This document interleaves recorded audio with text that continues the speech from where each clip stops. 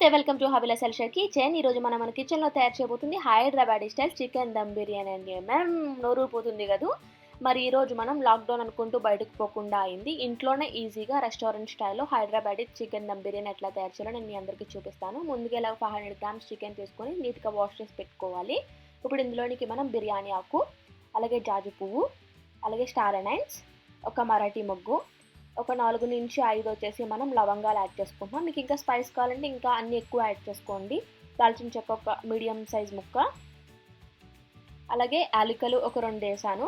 మీకు స్పైస్ ఎక్కువ తింటామంటే ఇంకెక్కువ వేసుకోవచ్చు. ఇక్కడ 2 టేబుల్ స్పూన్స్ వచ్చేసి కారం యాడ్ చేశాను.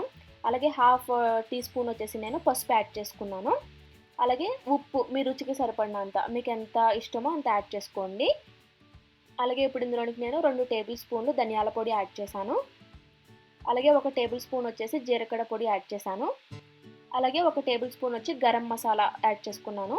1 టీ స్పూన్ వచ్చేసి సమ్ పౌడర్, సొంపు ఉంటుంది కదా, అది యాడ్ చేశాను. అలాగే 1 టీ స్పూన్ వచ్చేసి మళ్ళీ మిరియాల పొడి యాడ్ చేశాను. 1 కప్ వచ్చేసి బాగా తరిగి పెట్టుకున్న టమాటోస్ యాడ్ చేసుకున్నాను.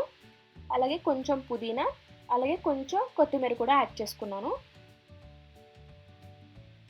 చూడండి, చక్కగా నీట్గా కడిగి పెట్టుకున్న కొత్తిమీర పుదీనా యాడ్ చేసుకున్న తర్వాత ఇప్పుడు ఇందులోనికి 2 పచ్చిమిర్చిని యాడ్ చేసుకున్నాను.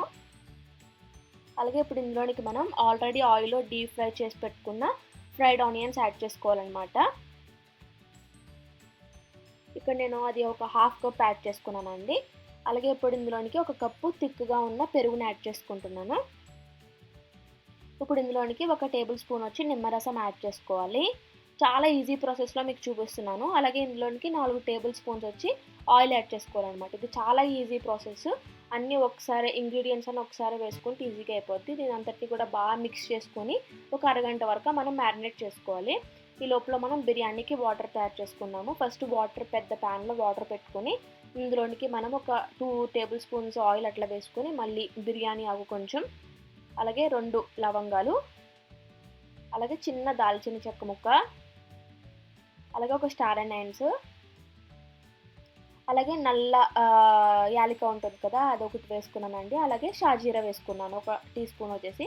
కొంచెం వచ్చేసి స్టోన్ ఫ్లవర్ ఉంటుంది కదా, అది వేసుకున్నాను. అలాగే 1 టేబుల్ స్పూన్ వచ్చేసి నేను ఉప్పు వేసుకున్నాను, సాల్ట్. ఇప్పుడు మనం ఇక్కడ కర్రీ ఎట్లా తయారు చేయాలో కూడా చూద్దాము. అక్కడ అది మరుగుతూ ఉంటుంది, మనం ఈ పాటికి కర్రీ తయారు చేయడం చూద్దాము. ఇప్పుడు కడాయిలో 4 టేబుల్ స్పూన్ ఆయిల్ పెట్టుకుని ముందుగా మ్యారినేట్ చేసిన చికెన్ అంతటిని కూడా మనము ఈ ఆయిల్లోనికి యాడ్ చేసుకోవాలన్నమాట.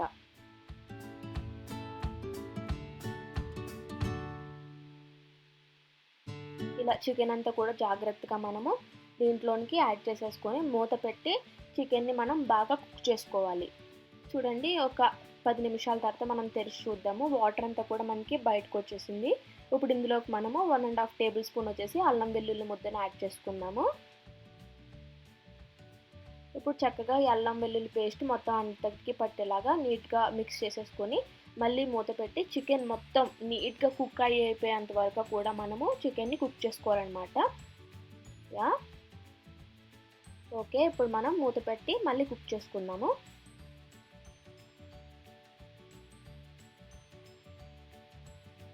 ఇప్పుడు వాటర్ చూడండి చక్కగా మరిగిపోయింది. ఈ మరిగిపోయిన వాటర్లో మనము ఆల్రెడీ ఒక అరగంట పాటు నానబెట్టి పెట్టుకున్న బాస్మతి రైస్ని యాడ్ చేసేసుకోవాలి. బాస్మతి రైస్ యాడ్ చేసుకుని దీన్ని ఓన్లీ 75% మాత్రమే కుక్ చేసుకోవాలన్నమాట. మరీ ఓవర్గా కుక్ అయిపోతే రైస్ బ్రేక్ అయిపోతుంది.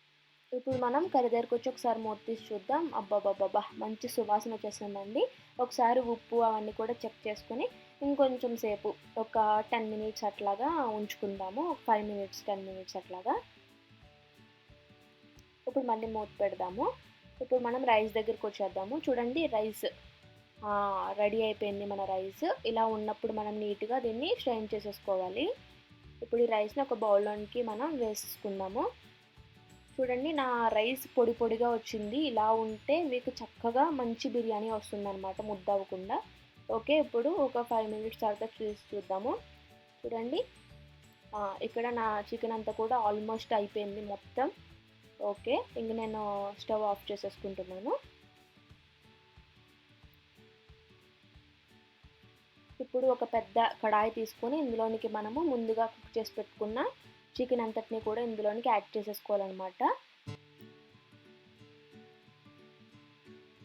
చూడండి ఇలాగా చికెన్ అంతా యాడ్ చేసుకుని నీట్గా గరిటతో సర్దుకోవాలి.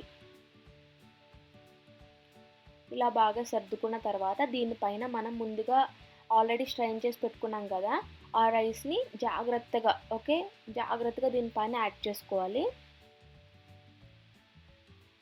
ఇలా ఒకసారి రైస్ యాడ్ చేసుకున్న తర్వాత దీనిపైన కుంకుమ పువ్వుని పెట్టుకున్న మిల్క్ని యాడ్ చేసుకోవాలి, లేదంటే ఫుడ్ కలర్ కూడా యాడ్ చేసుకోవచ్చు. అలాగే దీనిపైన ఇక్కడ నేను వచ్చేసి కొంచెం ఫ్రైడ్ ఆనియన్స్ కూడా యాడ్ చేసుకుంటున్నాను. ఇప్పుడు దీనిపైన కొంచెం కొత్తిమీర అలాగే పుదీనా 2 కూడా యాడ్ చేసుకోండి, మంచి ఫ్లేవర్ వస్తుంది. ఓకే, ఇప్పుడు దీనిపైన మనము ఒక 2 టేబుల్ స్పూన్లు వచ్చేసి నెయ్యిని యాడ్ చేసుకుందాము.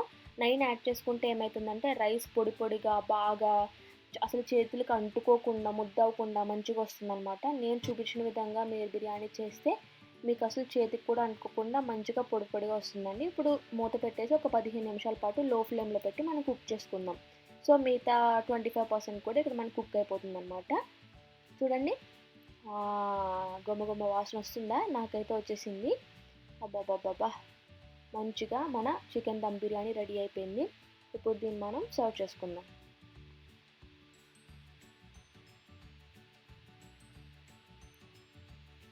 ఇలా ఒక ప్లేట్ తీసేసుకొని దీంట్లోనికి ఇప్పుడు మనం వేడిగా ఉన్న మన చికెన్ దమ్ బిర్యానీని సర్వ్ చేసుకుందాము.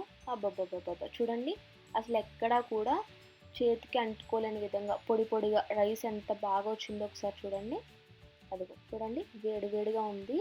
కొంచెం చల్లగా అయితే కనుక మనం అలా లాగించేయచ్చు. చూడండి, ఇప్పుడు దీని మీద నేను ఆల్రెడీ మింట్ వేసుకొని చేసుకున్న రైతాని పెట్టుకొని సర్వ్ చేసేసుకుంటున్నాను.